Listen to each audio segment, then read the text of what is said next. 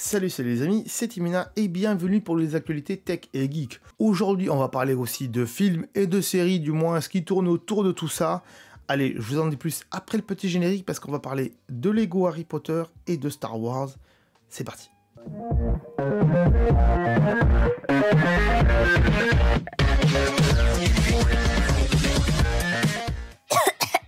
Donc, de quoi s'agit-il aujourd'hui, les enfants, et en passant petit pour ça, Lego qui, pour célébrer les 20 ans de son partenariat avec Harry Potter, sort cette boîte-là, cette boîte anniversaire donc pour les 20 ans. Donc, on voit bien sur cette boîte qu'il y a Hedwige, donc la chouette d'Harry Potter. Et vous voyez, je me suis mis en condition aussi, t-shirtement parlant. Donc, il y a Hedwige qui trône au centre de ce set et qui tient entre ses pattes une femme de Poudlard. Voilà, vous le voyez. Qu'est-ce qu'il y a aussi?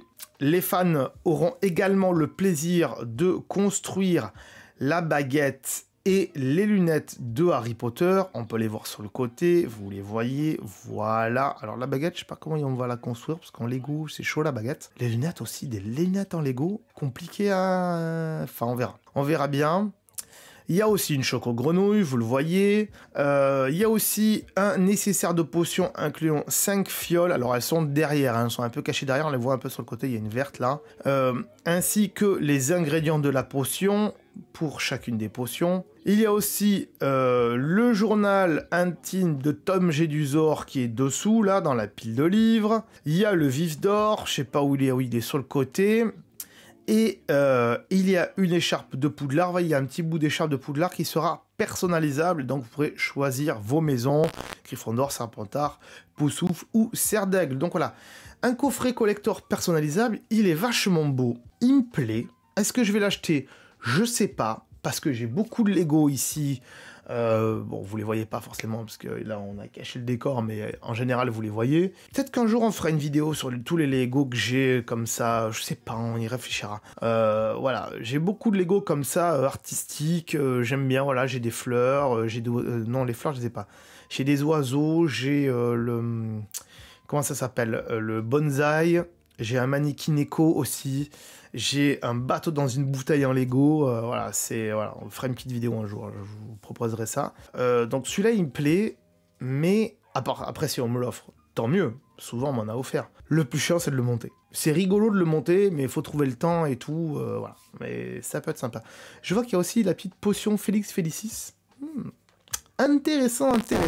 Allez, news suivante, sans plus tarder, qu'est-ce que c'est, de quoi on va parler? Une toute petite image, alors approchez-vous bien, mettez cette vidéo sur grand écran si vous pouvez, ça sera mieux, si vous avez une télé connectée ou une Apple TV, il y a l'application YouTube, voilà, regardez cette vidéo dessus, ça sera mieux. Star Wars, les parcs Star Wars, alors, les parcs Disney, pardon, avec l'extension Star Wars, alors, aujourd'hui que aux États-Unis, mais bientôt demain en France, puisque c'est en train d'être construit à Disneyland Paris, vont faire une nouvelle attraction qui va s'appeler Galactic Star Cruiser.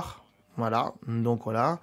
Alors, c'est fou, ce truc, c'est fou, vous allez voir. Donc, cette attraction, qu'est-ce que ça va être? Ça sortira au printemps 2022 au parc américain dans un premier temps, et certainement en France quand ce sera fini d'être construit. On ne sait pas quand, on n'a pas de date, mais ils sont en train de le construire à l'extension Star Wars, et aussi Reine des Neiges et Cars, il me semble.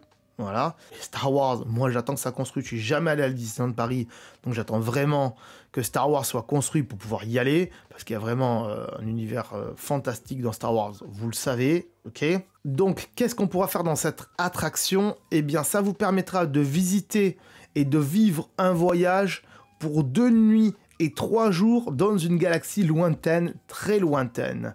C'est le speech, on est bien d'accord. Donc l'expérience se décrira comme étant un mélange entre jeu de rôle, parc à thème et théâtre immersif, avec une bonne dose de restauration exotique. Grosso modo, qu'est-ce qui va se passer?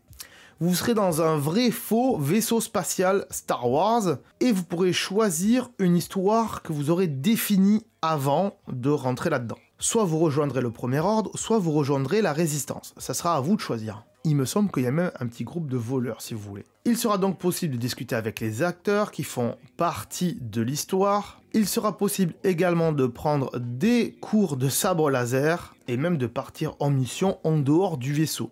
Bref, voilà, c'est assez immersif.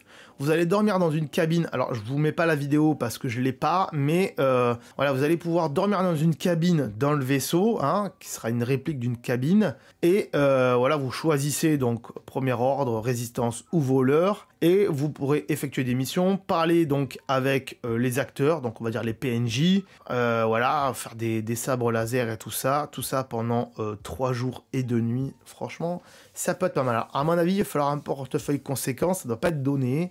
Ça va pas être 150 € la nuit, hein, ça va être à mon avis bien plus cher que ça. Mais voilà, pourquoi pas, ça peut être une bonne expérience, voilà, immersive. On va avoir l'impression d'être dans un vaisseau, avec des mecs qui vont jouer le rôle d'être au commandement et tout ça. On va pouvoir parler au commandant. Alors, il y a cette photo, mais il y a celle-là aussi. On va pouvoir peut-être parler à Chewbacca, parler aux Stormtroopers et tout ça. Voilà, ma femme adore les Stormtroopers, donc le jour où ça y est, ça, je pense qu'on va se faire un petit cadeau. On pourra parler aux acteurs. À Disney, c'est rare qu'on puisse parler aux acteurs. Donc là, on pourra parler aux Stormtroopers. À mon avis, ils auront un brief de ce qu'ils peuvent dire, pas dire. Parler à Chewbacca, on ne va pas vous dire grand-chose à part. Mais pourquoi pas, ça va être vachement cool, je pense. Pour parler à des Jedi, s'il y a des Jedi dans le vaisseau. Je sais pas comment ça va se passer. À mon avis, il y aura une section, je sais pas, on verra bien. J'espère pouvoir en reparler sur la chaîne le jour où j'irai, parce que, en espérant qu'ils le fassent en France, encore une fois. Mais voilà, ça va être vraiment immersif. C'est une bonne idée qu'ils ont eue là. Honnêtement, s'ils font pas ça avec Harry Potter, par exemple les studios Harry Potter en Angleterre où je suis allé, c'est que des studios, il n'y a rien d'autre. Mais ils pourraient, avec tous les décors qu'ils ont, ils pourraient créer, je sais pas moi, un petit Poudlard, voilà, ou certaines pièces de Poudlard, comme c'est le cas, hein. Il y a la grande salle, elle y est, la chambre de Harry, elle y est, mais pouvoir les créer mieux que ça, plutôt que comme c'est foutu là-bas au studio, c'est le bordel, il y a un chemin et tout ça. Mais vu qu'ils savent le faire, ils pourraient à part à côté faire un deuxième truc comme ça, et faire une chambre d'hôtel où on puisse dormir dans le lit d'Harry Potter, où on puisse manger dans la grande salle, parler à l'acteur de Dumbledore, enfin l'acteur, un mec qui jouera le rôle de Dumbledore, on est d'accord, parler voilà au professeur, parler à des acteurs qui joueraient le rôle de Harry, de Hermione, pourquoi pas. On peut pas mettre des mineurs là-dedans, mais voilà, ça serait intéressant de faire ça aussi pour Harry Potter, pour d'autres univers aussi, mais Harry Potter, c'est le truc qui me vient à l'esprit, puisqu'on en a parlé juste avant. Voilà. En plus, des parcs Harry Potter, ici, il n'y en a pas en Europe, il n'y en a que à Orlando, en Floride, et à Osaka, au Japon, où je suis allé. Là aussi, dans ces parcs-là, on pourrait faire ça. Et en Europe, il y a des discussions comme quoi Universal pourrait s'implanter à Port Aventura en Espagne parce qu'ils veulent pas construire un parc, ils ont peur de ce qui s'était passé avec Disney il y a quelques années où Disneyland Paris s'était cassé la gueule après l'ouverture. Donc en Europe, ils sont pas trop chauds d'ouvrir un parc Universal Studios. C'est dommage parce qu'un parc Harry Potter en Europe, ça serait vachement top. Dites-moi ce que vous en pensez dans les commentaires. Moi en tout cas, je suis hypé pour faire ça là. Je suis hypé de ouf. Voilà, dites-moi aussi si vous avez envie de faire ça, ce truc immersif, dans les commentaires. Comme d'habitude, partagez la vidéo sur les réseaux sociaux. Abonnez-vous à la chaîne si c'est pas déjà fait. Si c'est pas fait, franchement, je comprends pas quoi. Je comprends pas du tout. N'oubliez pas qu'on sort les vidéos actualités tech et geek tous les mercredis à 17 h. Donc soyez au rendez-vous, mettez la petite cloche, n'hésitez pas. D'ici là, on se voit pour d'autres vidéos sur la chaîne. Ciao, bye bye. Ah, attends, avant de partir, j'allais oublier. Tu peux aussi me suivre sur les réseaux sociaux. Ils sont là, voilà, si ça t'intéresse, bien sûr. Tu peux aussi t'abonner à la chaîne en cliquant sur le logo ici. Voilà, là, maintenant, il s'affiche. Comme ça, tu pourras voir toutes les vidéos qu'on a fait sur la chaîne. Et en plus, c'est gratuit, c'est pas comme Netflix. Tu peux aussi regarder les vidéos que je te propose maintenant. Voilà, elles sont là, hein, elles sont bien. Et en plus, je pense qu'elles peuvent fortement t'intéresser. Donc voilà, n'hésite pas, clique dessus. En tout cas, je te remercie de t'être abonné et je te dis à très bientôt.